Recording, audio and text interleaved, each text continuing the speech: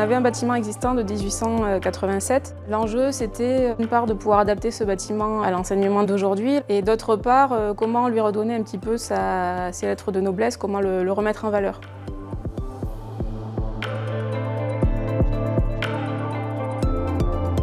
Dans un premier temps, on a déshabillé un petit peu ce qui venait parasiter la lecture du bâtiment originel, en supprimant les enduits, en supprimant les fenêtres qui ont été remplacées par des fenêtres à grand cadre, avec des menuiseries noires qui se confondent un petit peu avec le vitrage. Et ensuite, on a essayé d'homogénéiser un peu toute la nouvelle intervention et de remettre en valeur le bâtiment d'origine.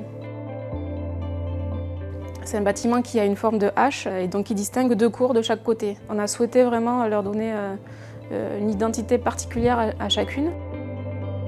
Sur les menuiseries, donc la volonté c'était vraiment d'accentuer le rythme plein vide des façades. Donc on a utilisé dans les percements les ouvrants cachés qui nous permettent d'avoir une masse vue très fine, qu'on a en plus dissimulé dans les feuillures en pierre des fenêtres existantes.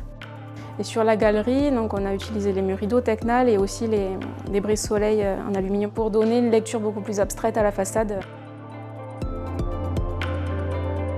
On a des fenêtres à meneaux en pierre sur le projet qui donnent une épaisseur assez importante entre deux châssis composés.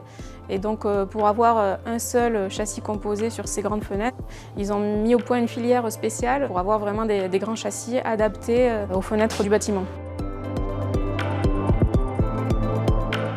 On a pris beaucoup de plaisir à faire avec l'existant, à transformer, à redonner une nouvelle vie au bâtiment pour assurer sa pérennité dans ce contexte de transition énergétique. La première démarche écologique qu'on puisse avoir, c'est de travailler sur l'existant et conserver au lieu de construire du neuf.